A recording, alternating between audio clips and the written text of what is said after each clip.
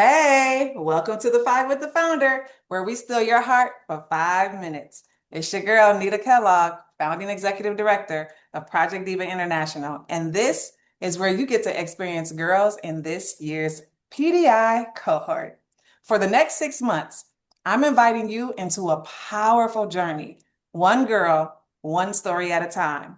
Our girls are growing in ways that matter, y'all. They are developing ways to emotionally regulate, be mentally fit through honing their daily habits, and by being financially curious enough to understand and put away money in their emergency funds. Listen to me, y'all, their lifestyle budgets, and their retirement funds.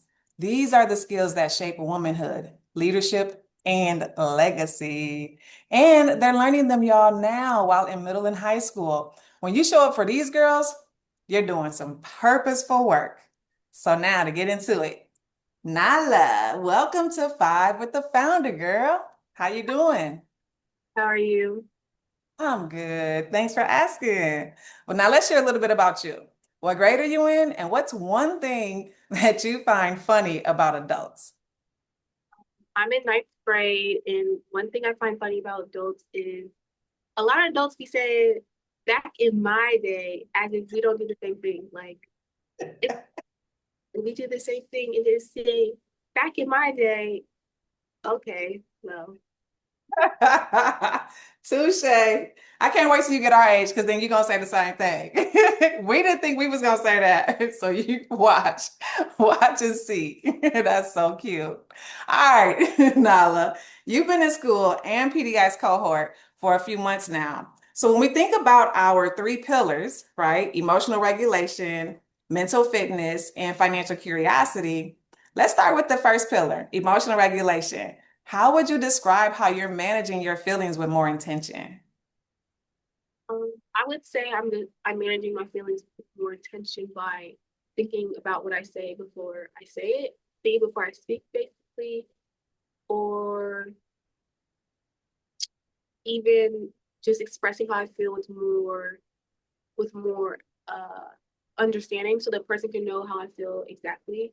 And I don't like what's the word where you like say a little and then you don't finish what you're saying.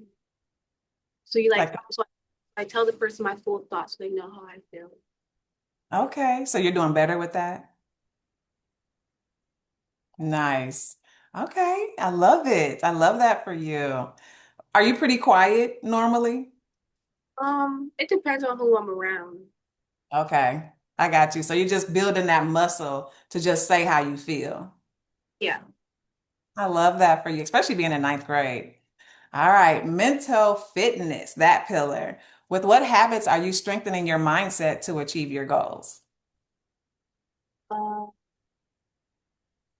my to achieve my goals. Just like having a clear mindset. So like thinking like I'm gonna do it and it's gonna get done, it's gonna be achieved. So just thinking like what an accomplishment would be if I do this thing. So like for example, if I say I'm gonna do my homework, but then I'm like, oh, I'm gonna have a bad grade. But if I do my homework, I'm gonna have a good grade. So you think like a little bit like more of what the outcome will be at the end. I love that. I'm gonna dive a little bit deeper. We might go over a little 5 minutes, but check this out. So I know you're a baker, right? You love to be in the Yeah. kitchen. So to be able to like follow through with those things, like you know all week that you're gonna bake, or you have an idea in your mind. What kind of habits do you have to be a great baker?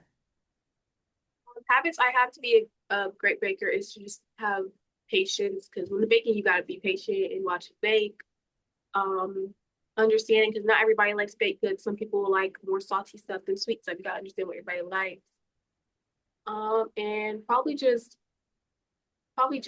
a friendly mindset, friendly tone because you have to do customer service. You have to understand how people like to talk to you, treated. So that's what I would say to have a good I, mindset too. oh, I love that. So you're saying that the habit is like keeping building that continuously building that muscle of remembering that you have to speak a certain way to people. So even when you feel like you might want to snap off, then you have to pull it back and continue like, nope, this my habit is a good habit, right? Like a speaking to people well habit. I like that. That's pretty cool. All right, the last pillar, financial curiosity. Are you curious about money and why? Yeah, I'm curious about money because I like to see what's going on in my accounts. I like to see where the money's gonna go, where it's gonna, if it's gonna save. If I'm gonna save it, it's gonna sit there. I'm gonna spend it, and what am I gonna spend it on? Or also where I'm getting the money from. Because money doesn't just come from trees. Like it has to come from somewhere. So I'm curious about money, and that's why. I love that.